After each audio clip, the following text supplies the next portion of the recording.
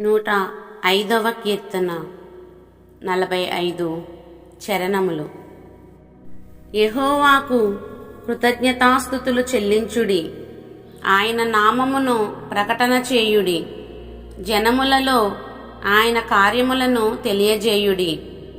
ఆయనను గూర్చి పాడుడి, ఆయనను కీర్తించుడి, ఆయన ఆశ్చర్య కార్యములన్నిటిని గూర్చి సంభాషణ చేయుడి. ఆయన పరిశుద్ధ నామమును బట్టి అతిశయించుడి. యెహోవాను వెదుకువారు హృదయమందు సంతోషించుదురుగాక. యెహోవాను వెదకుడి, ఆయన బలమును వెదకుడి, ఆయన సన్నిధిని నిత్యము వెదకుడి. ఆయన దాసుడైన అబ్రాహాము వంశస్థులారా, ఆయన ఏర్పరచుకొనిన యాకోబు సంతతి వారలారా, ఆయన చేసిన ఆశ్చర్య కార్యములను జ్ఞాపకము చేసుకొనుడి. ఆయన చేసిన సూచక క్రియలను, ఆయన నోటి తీర్పులను జ్ఞాపకము చేసుకొనుడి.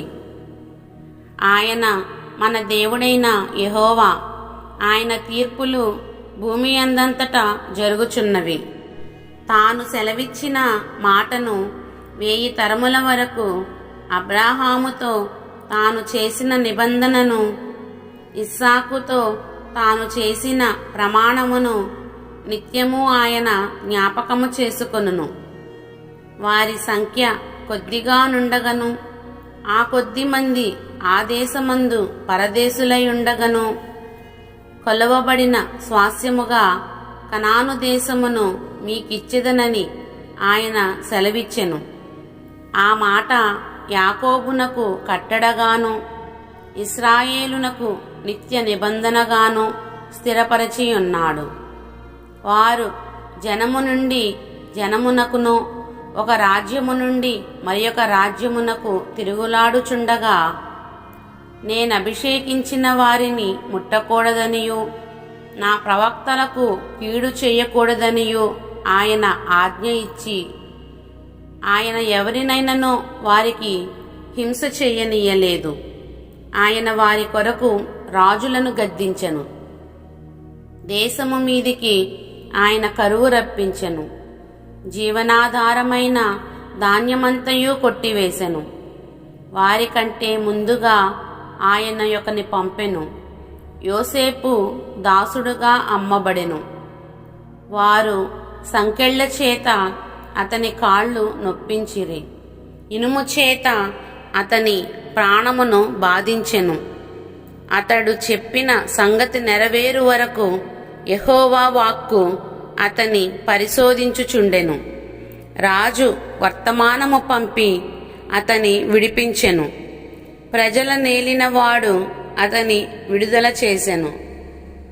ఇష్టప్రకారము అతడు తన అధిపతుల నేలుటకును, తన పెద్దలకు బుద్ధి చెప్పుటకును, తన ఇంటికి యజమానిగాను, తన యావదాస్తి మీద అధికారిగాను అతన్ని నియమించెను. ఇశ్రాయేలు ఐగుప్తులోనికి వచ్చెను. యాకోబు హాము దేశమందు పరదేశిగా నుండెను. ఆయన తన ప్రజలకు బహు సంతానవృద్ధి కలుగజేసెను. వారి విరోధుల కంటే వారికి అధిక బలము దయచేసెను.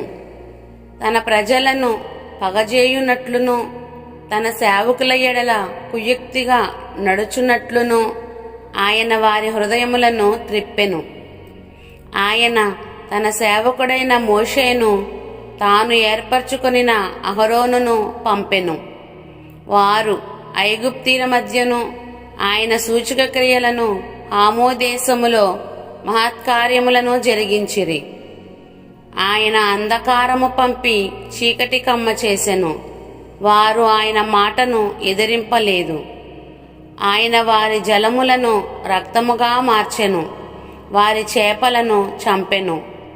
వారి దేశములో కప్పలు నిండెను, అవి వారి రాజుల గదులలోనికి వచ్చెను. ఆయన ఆజ్ఞ ఇయ్యగా జోరీగలు పుట్టెను. వారి ప్రాంతములన్నిటిలోనికి దోమలు వచ్చెను. ఆయన వారి మీద వడగండ్ల వాన కురిపించెను. వారి దేశములో అగ్నిజ్వాలలు పుట్టించెను. వారి ద్రాక్షాతీగెలను వారి అంజూరపు చెట్లను పడగొట్టెను. వారి ప్రాంతముల యందలి వృక్షములను విరగగొట్టెను. ఆయన ఆజ్ఞ ఇయ్యగా పెద్ద మిడతలను లెక్కలేని చీడపురుగులను వచ్చెను. అవి వారి దేశపు కూర చెట్లన్నిటినీ వారి భూమి పంటలను తినివేశెను. వారి దేశమందలి సమస్త జ్యేష్ఠులను వారి ప్రథమ సంతానమును ఆయన హతము చేసెను. అక్కడ నుండి తన జనులను వెండి బంగారములతో ఆయన రప్పించెను.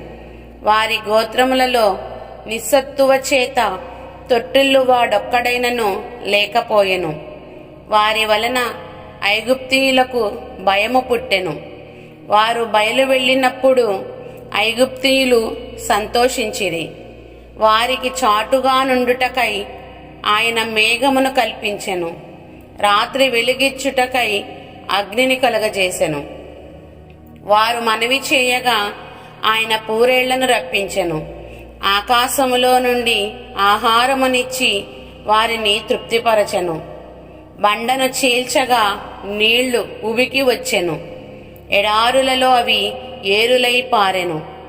ఏలయనగా ఆయన తన పరిశుద్ధ వాగ్దానమును తన సేవకుడైన అబ్రాహామును జ్ఞాపకము చేసుకొని ఆయన తన ప్రజలను సంతోషముతోనూ తాను ఏర్పరచుకొనిన వారిని ఉత్సాహధ్వనితోనూ వెలుపలికి రప్పించెను. వారు తన కట్టడలను గైకొనున్నట్లును తన ధర్మశాస్త్ర నిధులను ఆచరించున్నట్లును అన్యజనుల భూములను ఆయన వారికి అప్పగించెను. జనముల కష్టార్జితమును వారు స్వాధీనపరచుకొనిరి.